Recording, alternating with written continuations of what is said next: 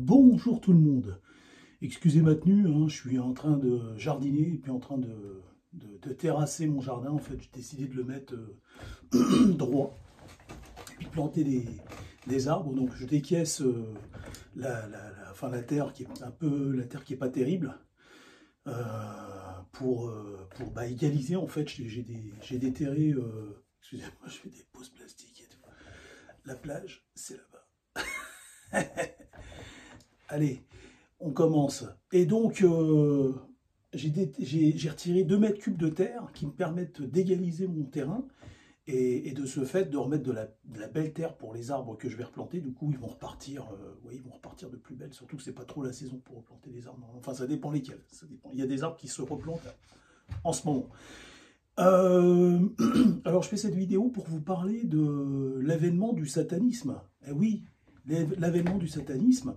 Alors, vous savez que moi, j'ai une croyance métaphysique et je crois au christianisme, hein, qui est la religion du côté de mes parents, enfin de ma famille française, dans le Cotentin.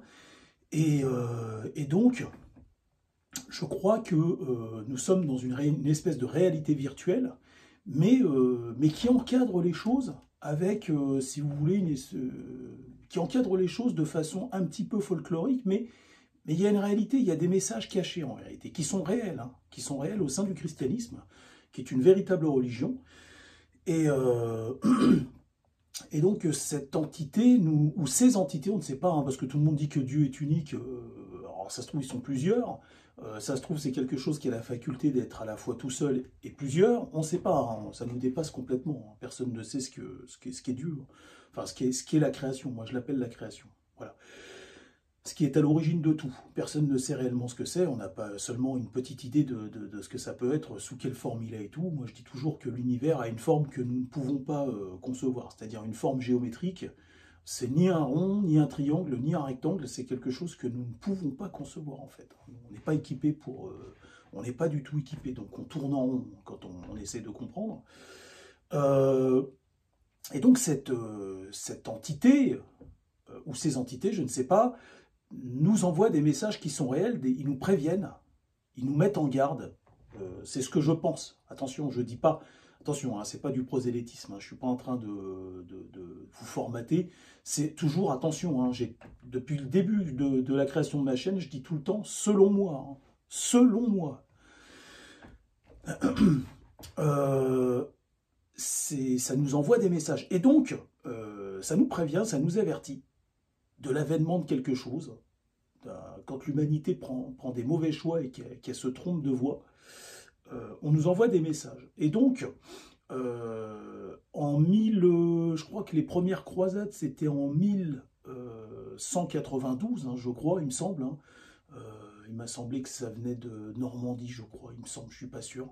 En tout cas, les Normands étaient installés en Sicile et tout, du côté aussi de Malte, mais surtout en Sicile. Et donc du coup, mais après pas que les Normands, hein, c'est-à-dire après toute la France, et c'est les Français qui ont ouvert le bal, hein, des croisades, et ils se sont implantés, je crois la première ville c'était Antioche, hein, je crois qu'ils ont réussi à prendre, une espèce de duc de Normandie qui était descendant de Guillaume le Conquérant. Je ne sais plus comment il s'appelait, mais enfin ça va me revenir, c'est pas important, c'est pas le plus important dans cette vidéo. Et ensuite, d'autres barons et seigneurs français, seigneuries françaises, ont commencé à faire tomber les villes prises par les Turcs, les unes après les autres, les Turcs et les Arabes, pour récupérer Jérusalem. Et alors, quand ils sont revenus, ils ont ramené ce terme, le premier terme de Baphomet a été ramené aux alentours de 1196, je crois. Je ne suis pas sûr, alors il faudrait... C'est vrai que c'est dommage que j'ai pas été regarder la page parce que j'ai des petits problèmes de mémoire, je vieillis. Hein. Et donc, du coup, je crois que c'est en 1196 que le premier terme de Baphomet a été ramené en Europe, c'est-à-dire en France, mais en réalité ce terme existait au moins, parce qu'il faut au moins 2 ans hein, pour revenir à l'époque, faut minimum 1 an, hein, donc vous pouvez imaginer qu'en 1195, ils avaient déjà en fait le terme Baphomet. Alors Baphomet, on pense que ça vient de Mahomet, et c'est même sûr et certain, hein, c'est pas on pense, en fait on sait qu'ils ont ramené, et d'après les croisés, c'était la religion du mal, en fait. Et donc Mahomet, Baphomet a été certainement parce qu'il n'arrivait pas à le prononcer, ils l'ont décrit comme une entité malfaisante qui répand qui lutte contre le christianisme à travers, qui répand à travers le monde un dogme antichrétien. Et donc, je vais y revenir sur Baphomet. Alors, très curieusement, en fait, en 666 de notre ère, après Jésus-Christ, on a l'islam qui s'étend par la conquête vers l'ouest. C'est pas anodin. C'est pas anodin. C'est-à-dire que l'islam a commencé à phagocyter tout ce qu'il y avait autour de les Sémites, les peuples sémites autour de la péninsule arabique, parce que c'est de là que vient l'islam, de la péninsule arabique. Enfin, en tout cas, c'est ce qu'on présume. On présume que ça viendrait d'ici. En tout cas, si c'est pas le noyau de l'islam, c'est ici qu'il a commencé à se développer et à devenir assez fort pour pouvoir avoir comment on appelle ça, aller jusqu'au bout de ses idées de conquête, en fait. Et donc, en 666 après Jésus-Christ, l'islam se propage et vers l'ouest. Et l'ouest, c'est l'Occident. Donc, et l'Occident, à ce moment-là, si c'est pas le noyau et le berceau du christianisme, c'est quand même, si vous voulez, on va dire le bastion, le bastion du christianisme. Et donc l'islam c'est très important ce que je suis en train de vous dire. 666 après Jésus-Christ, le signe de la bête, l'islam se propage pile poil à ce moment-là vers l'ouest. Et je regarderai s'il n'y a pas plus de détails au niveau du jour et tout. On ne donne pas le jour, on donne l'année. Et donc se propage vers l'ouest, et c'est tout un symbole, c'est-à-dire que en 666 après Jésus-Christ, l'islam, Baphomet, envahit, se propage vers l'ouest. Et donc il commence à envahir, à grignoter le Maghreb, il commence à envahir le Maghreb, les pauvres, donc par l'épée, par la violence, le sang.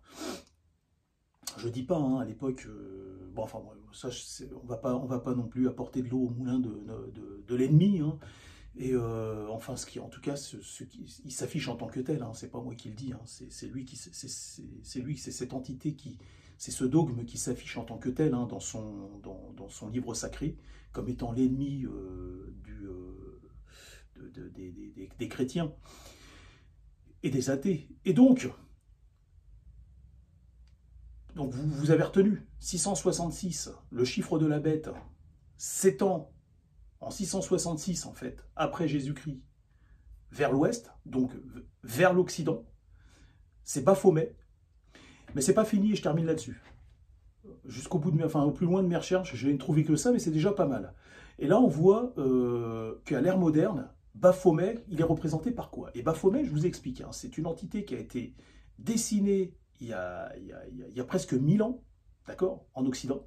Et on voit en fait une tête de bouc, de chèvre, qui est représentée par une étoile à 5 branches, qui, je regrette, mais c'est le drapeau du Maroc. C'est le drapeau du Maroc qui a une étoile à 5 branches. Et ça, c'est la tête de Baphomet. Et en fait, on voit que cette entité a des seins. Elle a des seins pour séduire, en fait. C'est la séduction. Et elle a des pattes de chèvre avec des sabots. Et alors, elle a une barbe. Et elle a une barbe. Et c'est très important. Et vous allez comprendre que tout ça, c'est métaphysique et c'est juste hallucinant. Vous vous accrochez bien à votre chaise. Aujourd'hui, comment on appelle ça, presque 1000 ans, 800 ans après, on a les travestis, les woke, enfin les LGBT, qui portent, qui sont des hommes, et qui se font mettre des faux seins. Baphomet, qui a une poitrine. Ils se laissent pousser la barbe, comme Baphomet. Et ils ont des escarpins. Alors là, vous allez rire, mais les escarpins symbolisent les sabots, en fait. Vous comprenez ce que je suis en train de vous dire? C'est-à-dire que la vision qu'ont eue les croisés à l'époque, comment ont-ils fait, quoi? Vous comprenez, toutes ces coïncidences sont quand même assez curieuses, quand même. Vous êtes d'accord avec moi? Vous êtes d'accord avec moi? En 666, l'islam s'étend vers l'ouest, vers l'Occident. C'est symbolique. Et Baphomet, qui est représenté comme une créature satanique, Jusqu'à là, on ne comprend pas trop, hein, on voit une bête, c'est une bête, c'est-à-dire que Dieu lui a mis la création lui a mis cette forme-là pour le remettre un peu à sa place et lui montrer, euh, alors, il lui montre à l'extérieur ce qu'il est à l'intérieur en fait. D'accord? C'est ça l'idée. L'idée de Dieu, c'est de montrer à cette créature, quand il se regarde dans une glace ou dans le reflet d'un étang, c'est qu'il voit en fait ce qu'il est à l'intérieur. Voilà. Un séducteur, un menteur et une bête immonde, en fait, une bête sauvage, quelque chose de bestial. Et donc, on a aujourd'hui les LGBT, les travestis, qui portent des escarpins qui sont assimilables à des sabots, une barbe, et qui veulent se mettre des implants mammaires. C'est incroyable. Je veux dire, non mais comment on aurait pu être aussi précis quoi à l'époque? Tout ça c'était d'une clairvoyance et ils ont clairement reçu, enfin ils ont été en connexion avec l'entité qui dirige le cosmos et qui les mettait déjà en garde à l'époque de ce qui était en train de se profiler à l'horizon. Voilà, j'ai fini, je vous laisse méditer là-dessus. N'hésitez pas à faire vos propres recherches et à approfondir comment on appelle ça, moi ce que j'appelle, j'ai pas envie de dire l'avènement, mais plus le soulèvement du satanisme, c'est-à-dire que cette entité malfaisante essaye de corrompre les sociétés, elle a bien réussi d'ailleurs, hein. Elle a déjà bien réussi, hein, par le biais des banquiers et des industriels, hein, qui ont corrompu à leur tour les politiciens et les médias. Voilà, je vous dis à bientôt.